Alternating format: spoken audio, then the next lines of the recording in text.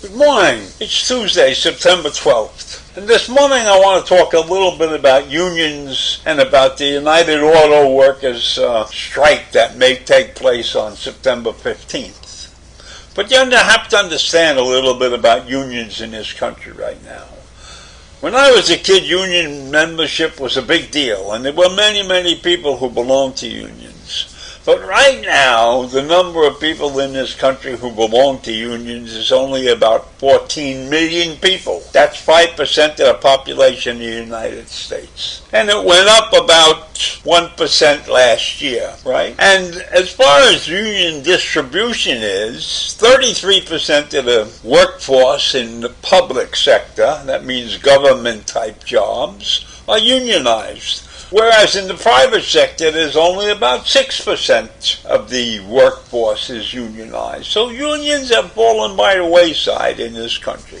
And right now we're looking at the United Auto Workers, who are threatening a strike on September 15th. And one of their major issues is the amount of hours that they have to work and the amount of conditions that they have to deal with. So they're asking for a 4-day work week.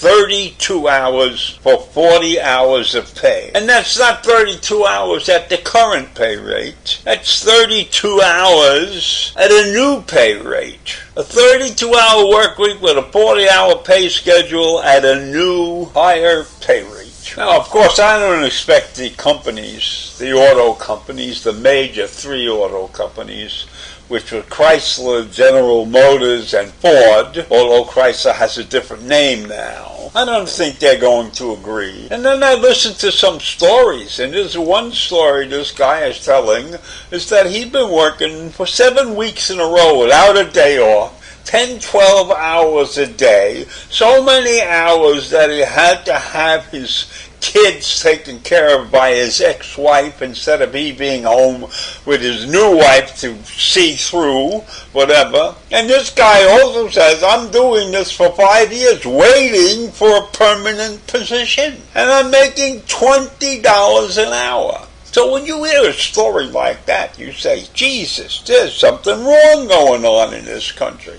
Now, I was a temp employee for a while. When I first joined the post office, I had to work as a temp employee, but there was a fixed time frame. In 6 months, you were either hired full-time or they threw you out the door. So this guy is working 5 years as a temp employee? Is that not crazy? Who could dream that that's going on? And on top of that, all of these guys who have these jobs, those jobs are threatened by the robots. How many auto workers have lost their jobs because of robots? A lot. An awful lot.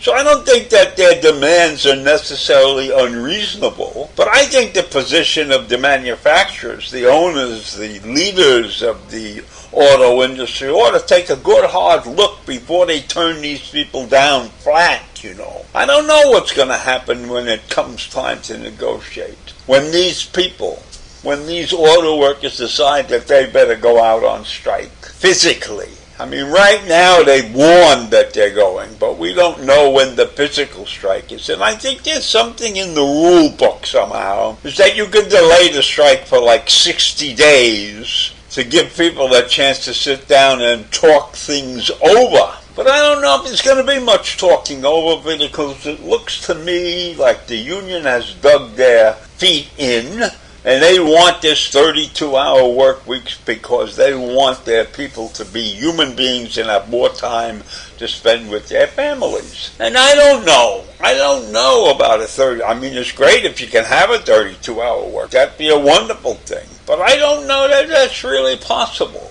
I don't know how that industry could survive with a 32-hour work week. But certainly if they had a 32-hour week, there would probably be more jobs available for people, and that would be a wonderful thing. And right now, because many people can work from home, they don't care whether they have a 32-hour or a 40-hour week, because they're working from home and they're working at their own pace and they don't have anybody over their shoulder.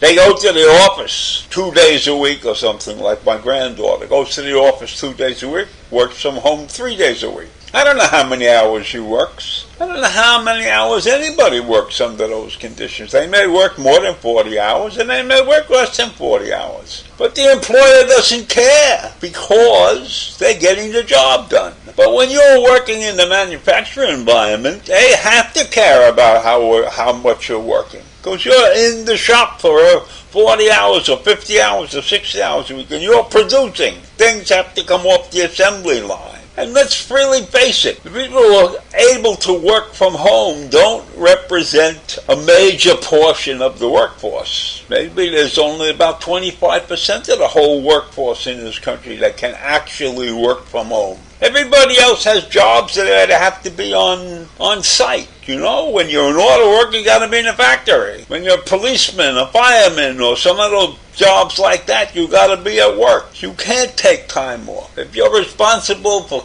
maintenance of any kind, of any building or anything, you can't be taking time off. So there are very few people really in the whole workforce that can work from home and get that job done. I don't think they're going to get 32 hours of work and 40 hours worth of pay at a raise. I think this could be another long strike, just like the Screenwriters Guild and the actors, right? Their strikes are not ending. They're not ending soon. Because the companies that they're working for don't really care whether they work or not, as long as they can produce something that will keep people watching movies or whatever. So I don't know how long that strike's going to go on. But striking in this country right now doesn't look like you're going to get any benefits from it. But of course, I believe you auto workers have to strike. They have to strike. They have no choice but to strike. And they have to straighten their working conditions out. And I believe the manufacturers know that, but they're going to dig their feet in, and it's going to take a while. So I think there will be a strike, and I think it won't be a good one either. But then who in the world would want to have a job where there's a robot looking over their shoulder, right? Because no matter what you're doing as an auto worker, you might be replaced soon by a robot.